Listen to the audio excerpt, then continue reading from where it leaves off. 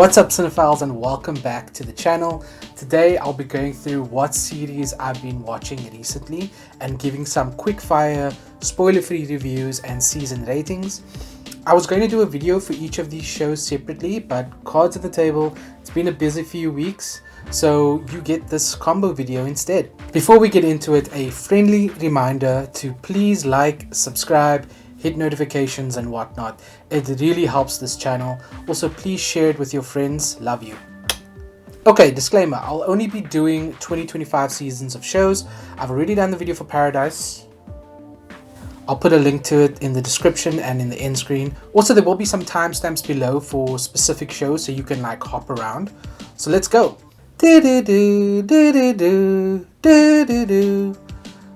That's me doing the Severance theme song. I was gonna put the actual music in, but then I was like, maybe they won't like that and they'll take it down the video. So I was like, let me rather just do some little imitation of the music. It's bad. Anyway, so after a 3-year wait, we finally got Severance season 2. I watched Severance season 1, obviously, as I'd mentioned 3 years ago. So this was a show that I had been hotly anticipating. These 3 years were worth the wait. This show picked up exactly where it left off. It is incredible. For those of you who don't know about it, it's created by Dan Erickson and produced and directed, well, most of the episodes are directed, I think most of them, by Ben Stiller. It's a really great mystery box of a show. It's got some stellar performances. It's one of those shows where they'll answer one question and then they'll ask 3 more, and it just leaves you on the edge of your seat. It's got some hilarious moments, some mind-blowing moments, and it was released every week, so it was pretty much in the zeitgeist for like 9 weeks, which is incredible. I really wish shows would release episodic television again. We're seeing that with some shows, but not with everything, specifically with Netflix ones, and I'll get to that in a second. But this is incredible. I love the show. Absolutely no notes, 10 out of 10. You can watch it on Apple TV. Here comes the Spider-Man. Here comes the Spider-Man. That I couldn't do the it's got a hip-hop theme now. I wasn't going to subject you to me beatboxing.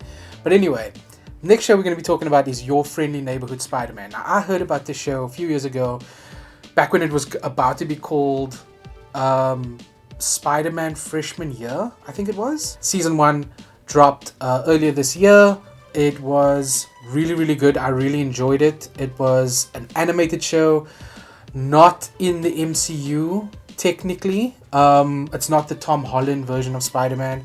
It's in a different sort of universe, but also follows Peter Parker becoming Spider-Man, set in high school. It was an interesting take on some well-known characters and includes a few new faces as well that the casual fans maybe might not be aware of. It's got a really great art style that I think it's not the typical kind of art style that you'd see on some animated shows. It's very comic booky, which is great since it's Spider-Man. The voice acting and the dialogue at times were just a little bit wonky, but it was still thoroughly enjoyable. I had a great time, so I'll give this show a 7 out of 10, and you can watch it on Disney+.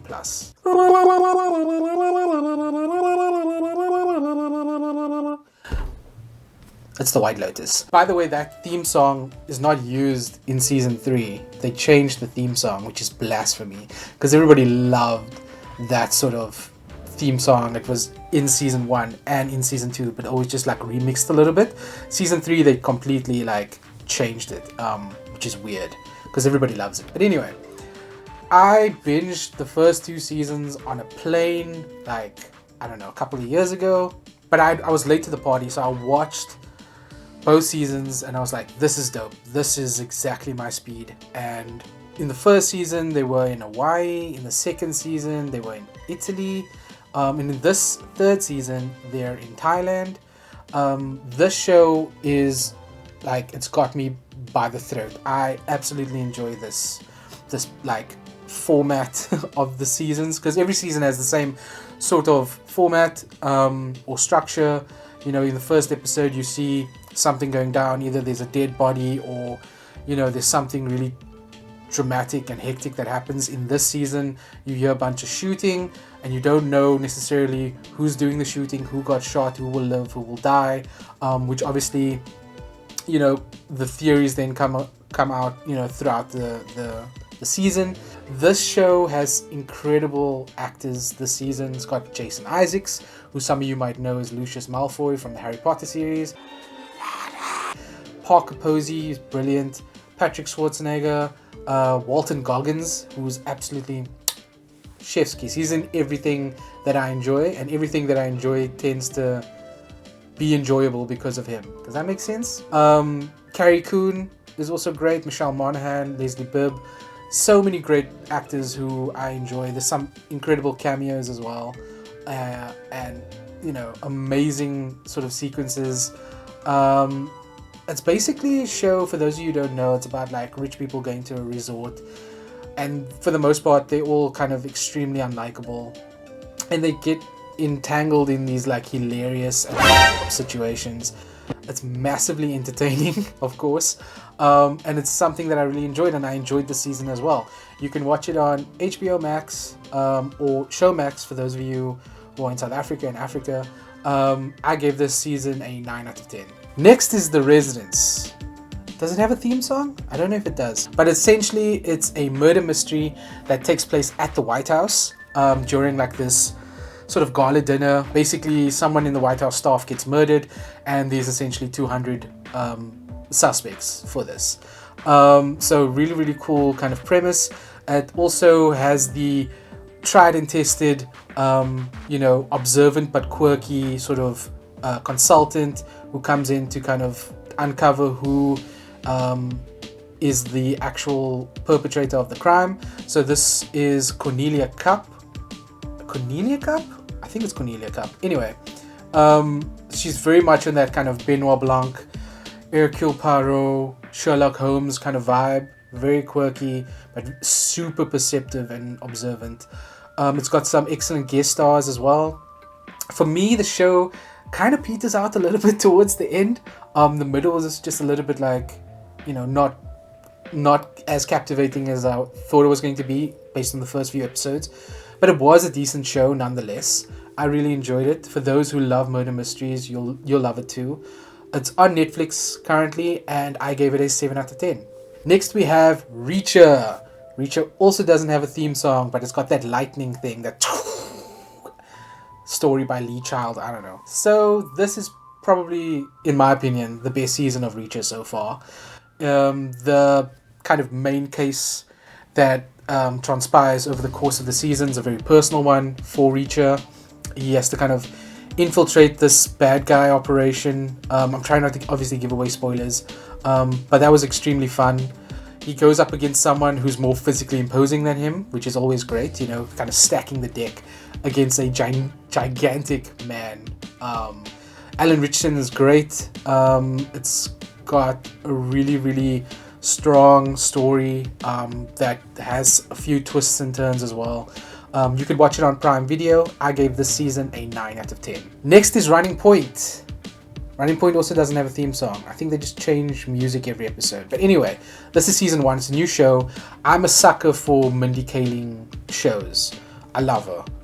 And this was a world that's so much fun, and it has a lot to say about being a woman in a male-dominated field. It was quite funny as well. I mean, obviously it's a Mindy Kaling project, so it skews more towards comedy than anything else.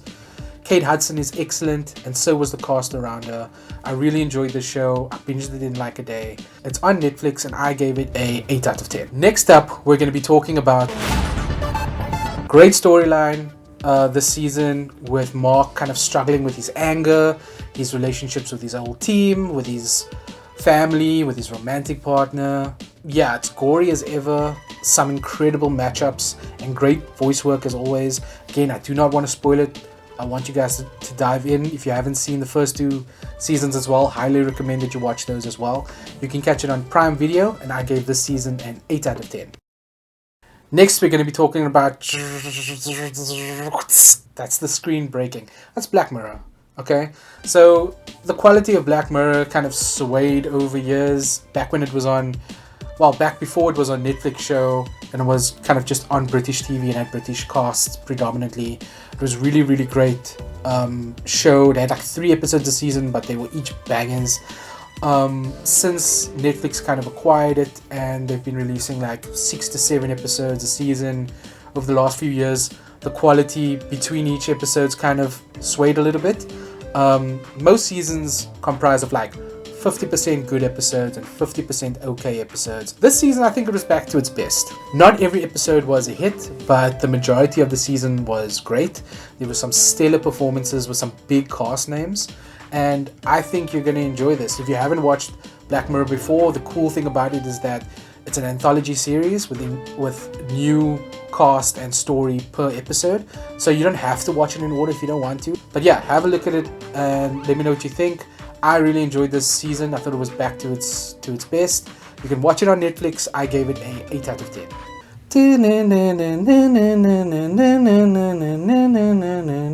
Okay.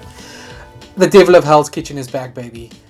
This next show we're going to be talking about is Daredevil Born Again, Season 1, although it's technically Season 4, because it is a continuation of the Daredevil series that was on Netflix. There was some massive retooling and reshoots to the show to incorporate a lot of what made the OG Netflix series great. So that was really cool. I mean, the themes of trying to suppress your sort of violent nature and be something that you're not, I think that was masterfully executed, not just for Matt Murdock, but for Wilson Fisk as well in this season. Some of the plot lines ended a bit abruptly. Some of the characters had very little to do, but that was due, I think, to the rewrites and the reshuffling of the series. It still kind of hits the way that the OG Daredevil series on Netflix hit. Ultimately, this finale, they also stuck the landing. So I had an amazing time with the show. It was great to see Matt Murdock on our screens again. Yeah, so you can watch this on Disney Plus, and I gave it a 9 out of 10. Next up is a limited series. It's called Adolescence. What an incredible limited series, okay? There was only 4 episodes, but each of the 4 episodes was shown as kind of like the single long take, which I really enjoyed from a technical point of view. The story itself is also really, really interesting, you know, dealing with this 13-year-old boy who is accused of murdering a classmate, and, you know, you kind of just basically see all these different sort of perspectives on, you know, not only that incident, but just in the community itself. Yeah, so you see a lot of different perspectives about what happens. It's not just the boy and his family or his friends, but just a variety of different people. And I think it was really smartly done. I really enjoyed it. Stephen Graham is incredible. He also co-created the show, and he stars in it as well as the boy's father. Really enjoyed it. It can be a bit heavy, but it's for the most part, I think it's really, really interesting and captivating. You can watch it on Netflix, and I gave it an 8 out of 10. So there's still some shows that I'm watching that's ongoing. Like I'm watching The Studio Season 1, which has been incredible. The Pit has finished, but I just haven't finished it yet. But it's on its way to being like a 10 out of 10 show. The show is really great. And then The Last of Us Part 2 has just started recently. So that's still ongoing as well. In a future episode, I'll be kind of giving my season ratings on those 3 shows. And then shows that I'll also be starting in the coming weeks. I've heard good things about Mobland. You Season 5 is going to be starting soon. I need to catch up with Yellow Jackets Season 3. And then Mythic Quest as well, which is sadly going to be its final season. But I need to catch up on all of those shows as well. So I'll be doing that in a future episode. I'll probably do one of these videos like, I don't know, once every few months. I do watch a lot of TV. So yeah, anyway, I hope you guys enjoyed this video. Reminder once again to please like, subscribe, share. Thank you for making it this far. What shows have you been watching? You know, let me know in the comments below. I'd love to add more recs to my never-ending list of shows I need to watch. But anyway, catch you on the next one. Peace.